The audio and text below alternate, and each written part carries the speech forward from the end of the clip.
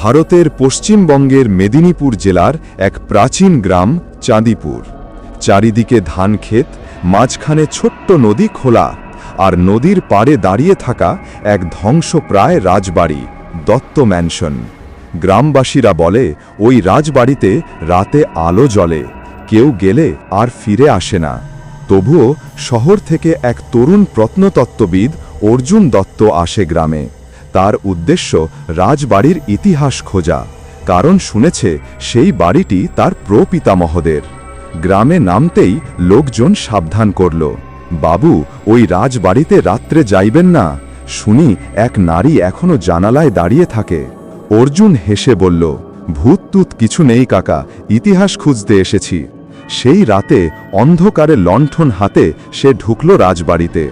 বাতাসে ধুলোর গন্ধ, ছাদের ফাটল, আর কোথাও যেন মৃদু গানের আওয়াজ, পিয়া মোরে কাহা গয়ে তুমি। অর্জুন থমকে গেল। গলার স্বর নারীর, সুরে যেন কষ্ট ও আকুলতা মেশানো।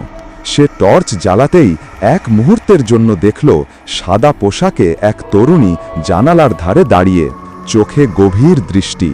অর্জুন চমকে উঠে বলল, কে আপনি, কে? কিন্তু মুহূর্তেই সে মিলিয়ে গেল বাতাসে। পরদিন গ্রাম থেকে বৃদ্ধ গোপাল কাকা এলেন রাজবাড়িতে।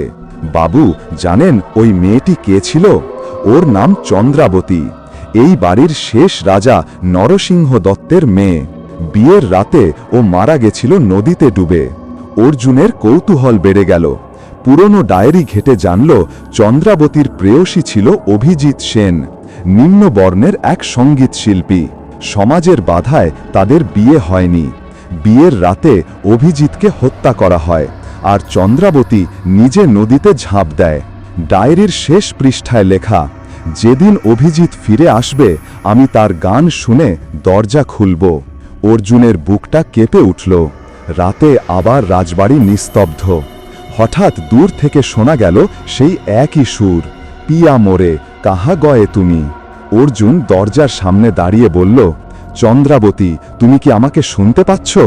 তখনই চারপাশে শীতল বাতাস বইতে লাগল।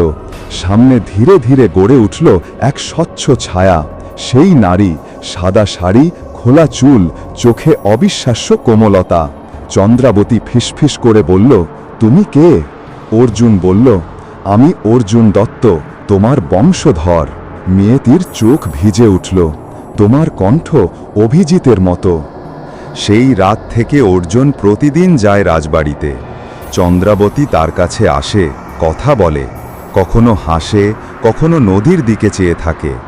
তাদের মধ্যে এক অদ্ভুত বন্ধন তৈরি হয়। একদিন অর্জুন বলল, তুমি এখানে কেন বন্দী?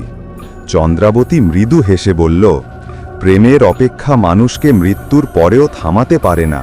আমি অভিজিতের অপেক্ষায় আছি। অর্জুন চুপ করে থাকে, কিন্তু তার হৃদয়ে ভালোবাসার বীজ গজিয়ে ওঠে। সে ভাবতে থাকে, চন্দ্রাবতী কেবল আত্মা নয়, সে অনুভব করতে পারে, হাসতে পারে, কাঁদতে পারে। একদিন ভোরবেলা রাজবাড়িতে আগুন লাগে। গ্রামবাসীরা বলে ভূত পুড়ছে। অর্জুন ছুটে যায় আগুনের ভিতর। ভিতরে চন্দ্রাবতী দাঁড়িয়ে, চোখে অশ্রু। যেও না অর্জুন, সে বলে, তুমি আমার শেষ স্বপ্ন। অর্জুন বলে, আমি প্রতিশ্রুতি দিচ্ছি, তোমার অসমাপ্ত প্রেমের গল্প শেষ করব। চন্দ্রাবতী তার মুখের দিকে তাকায়, তারপর আলতো করে হাত ছোঁয়ায়। সেই স্পর্শে আগুন নিভে যায়। কয়েকদিন পর অর্জুন জানতে পারে রাজবাড়ির নিচে একটা সঙ্গীত ঘর ছিল, যেখানে অভিজিতের বাঁশি লুকিয়ে রাখা ছিল। সে বাঁশিটা খুঁজে বের করে নদীর ধারে দাঁড়ায়। রাত নেমে এসেছে, চাঁদ উঠেছে।